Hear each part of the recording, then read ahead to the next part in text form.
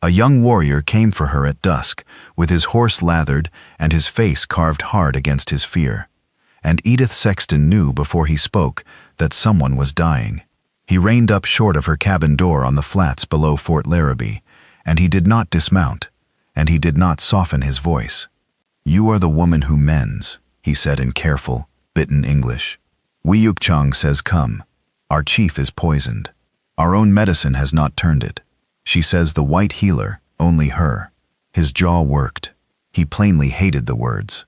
"I say, do not trust you. But Wiyukchang is old and wise and has healed many, and she says come, and no one gainsays her but a fool. So, you will come or you will not." Edith did not waste his time with questions he could not bear to answer.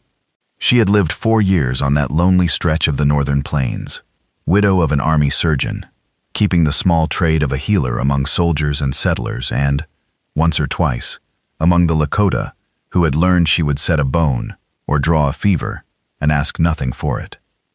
She knew what it had cost this young man to ride to a white woman's door.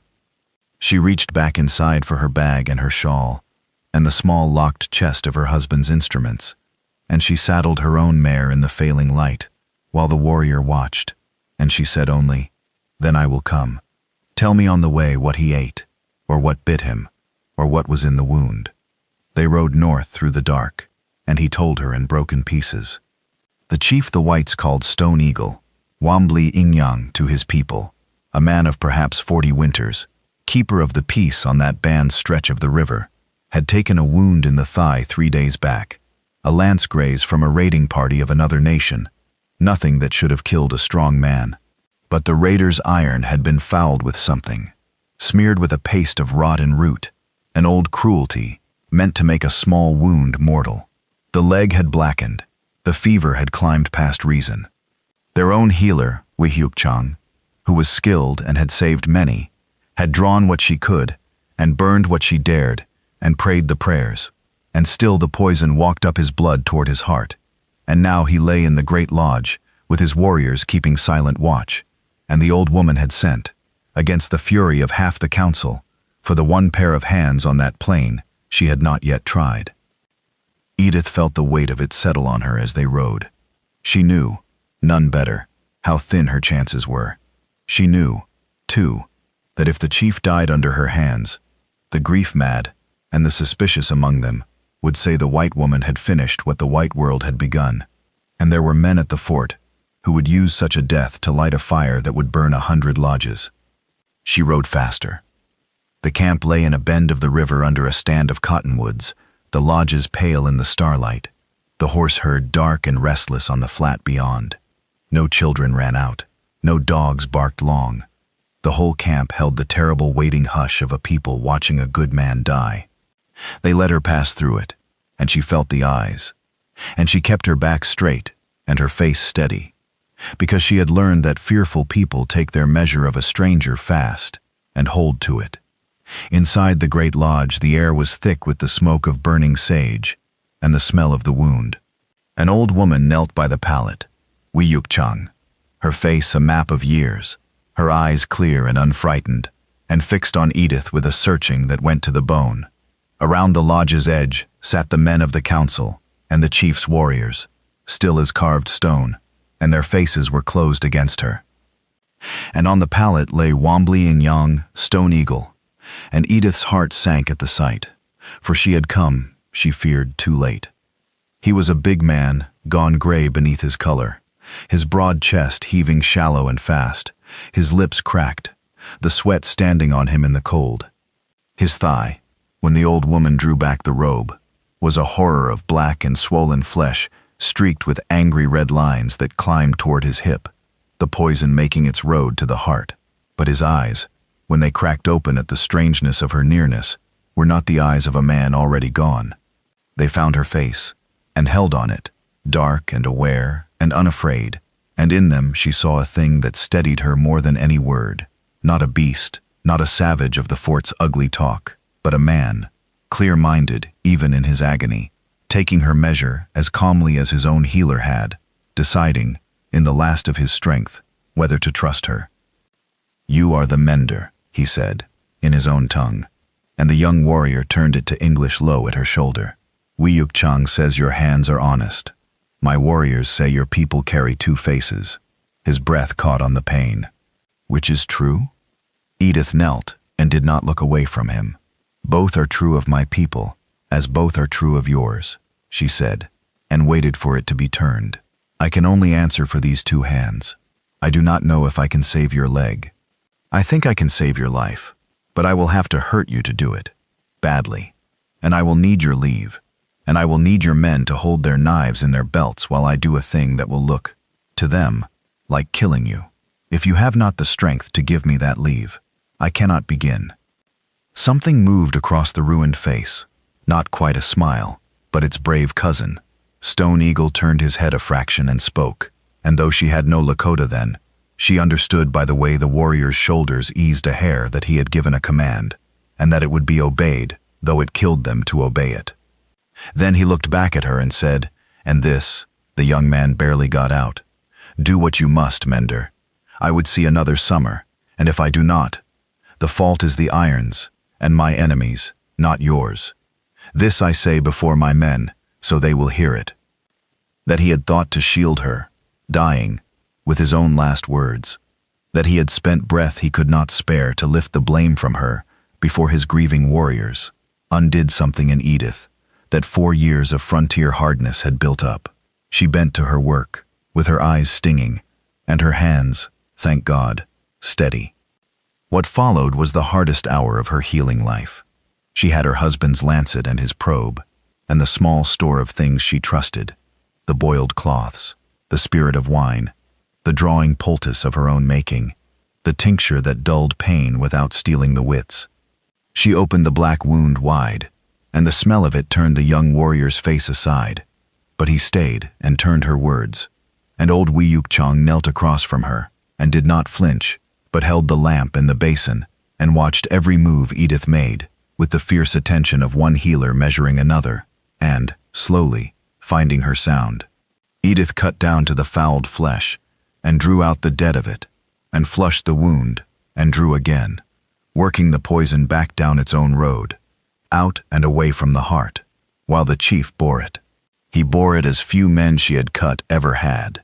His fists knotted, the cord standing in his neck, a low sound leaving him now and then that he bit off before it could shame him. But he did not thrash. He did not curse. He did not once ask her to stop. Twice she thought she had lost him as the pain took his breath. Twice he clawed his way back, because she asked him to, because when she said, "Stay with me, breathe," and the young man turned it, the chief fixed his black eyes on hers and breathed. Near dawn she drew the last of the corruption and laid on the poultice that would pull what her knife could not reach, and she bound the leg, and she sat back on her heels shaking with the spent effort of it, and she pressed her fingers to the great pulse in his throat and felt it. Still fast, still frightened, but steadier, no longer the thin gallop of a man on the edge. The red lines had stopped their climb. When she looked up, old Wiyukchang was watching her, and the old woman said one word, and the young warrior's throat worked, and he said to Edith, she says, "It turns." She says, "You have turned it." And around the lodge, for the first time, some of the carved stone faces let go, and a man near the door bowed his head into his hands. She did not leave. The turning of a poison is not its ending, and she stayed 3 days and 3 nights in that camp, and in the staying, everything changed. She slept a few hours in a lodge the women made ready for her, and they brought her food she had not asked for, and by the second day the children had crept back and stood at a shy distance to watch the mender who had cut their chief and not killed him. She sat by Stone Eagle through the fever breaks and the long climb back, and because she could not talk to him in his tongue, nor he in hers past a few words, the young warrior, whose name was Little Hoop, and who had ridden hating her, sat between them and carried their words, and grew, over those 3 days, from a suspicious guard into something like a friend to them both. And they talked. In the low hours when the fever loosed its grip and the chief lay wakeful and weak, they talked through the boy of the things too careful people talk of, when death has just passed close. He asked her why she lived alone on the flats, and why she healed folk who were not her own, and asked no robes for it. She told him of her husband, the army surgeon, dead of a coughing sickness, and how she had learned at his side and could not now stop the learning any more than she could stop breathing, and how a woman who mends belongs, a little, to everyone and wholly to no one.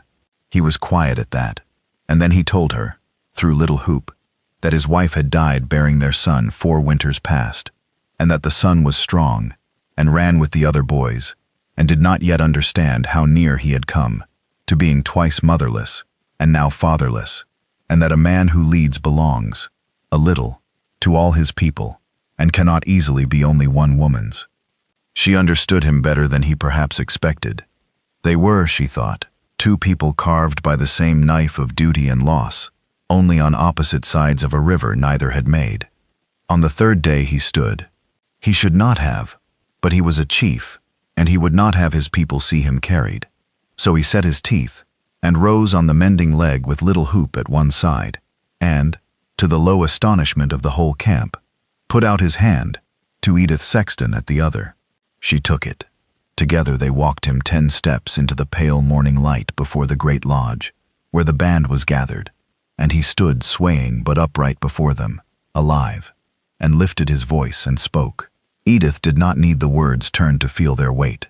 When he had done, Little Hoop told her, roughly, for he too was moved. He says the mender is under his hand now. He says any who lifts a voice or a blade against her lifts it against him. He says his people owe the white healer a debt that is not paid in horses. And an old man of the council, the very one who had raged against sending for her, came forward slow and laid a robe of soft-tanned hide about her shoulders with his own hands, and bowed his gray head, and that was the paying of the first of the debt. Before she left, she sat a last time with Wiyukchong, the 2 of them alone but for Little Hoop between their tongues, and the old woman took Edith's hands in her own, and turned them over and looked at the palms as if she could read the roads on them. She said, through the boy, that she had watched many healers in her long life, and had trusted few, and that she had sent for Edith not knowing if she was sending for a savior or a poisoner, only knowing that her own medicine had reached its end, and that a wise woman does not let pride bury a good man. She said the mender's hands were true, and that the spirits that guarded the band had not turned Edith away at the lodge door, which they would have done had her heart been false. Edith, who had feared the old woman's judgment more than any warrior's blade, bowed her head and thanked her, healer to healer, and something passed between the 2 women that needed no words turned at all. She rode back to the flats below the fort with the robe about her, and her heart strangely full and strangely torn, for she knew what the fort would say of a white woman who had lived 3 days in a Lakota camp, and she found she did not much care. And in the weeks that followed, the river between her life and his was crossed and recrossed until it wore thin. He sent Little Hoop with gifts of meat when the hunting was good, and she sent back the medicines the band's children needed, and twice she rode north to tend a sick one, and twice he rode, when the leg had healed to a strong man's stride again, down to the edge of her flats, and sat his horse a respectful distance from her door, and talked with her through the boy of small things and large, of the peace he was trying to keep on a plain where peace grew harder each season, of her loneliness and his, of what a man and a woman owed the worlds that had made them, and what, if anything, they might be allowed to keep for themselves. There came an evening in the autumn, the cottonwoods gone gold along the river, when he came without Little Hoop. He had learned her words, slowly, all that season, as she had learned his, and he had no wish, this time, for another mouth between them. He got down off his horse, a thing he did for no one, and he stood before her in the low gold light and said, in her tongue, plainly, the words he had labored over, "I am a chief. I cannot leave my people. I will not ask you to be less than you are, or to stop your mending, or to become a thing you are not.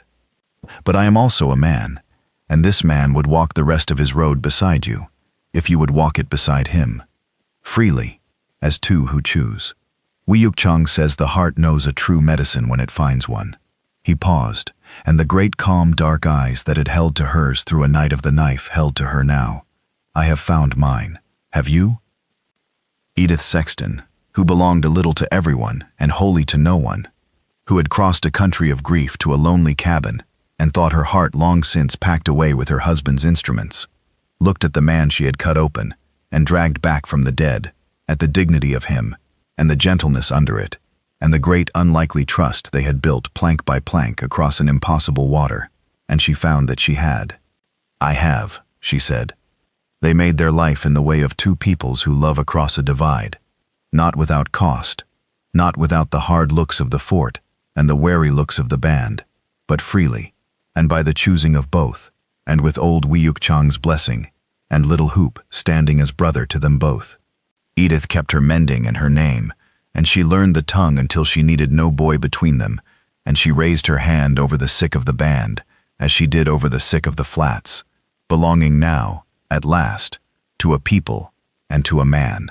And Stone Eagle, who had lifted his failing voice to shield a stranger from his own grieving warriors, kept her under his hand all his days, not as a thing owned, for he had told his whole people she was not that, but as the one he had chosen, and who had, against every reason the world gave her, chosen him back, and drawn the death out of him with her own two honest hands, and stayed.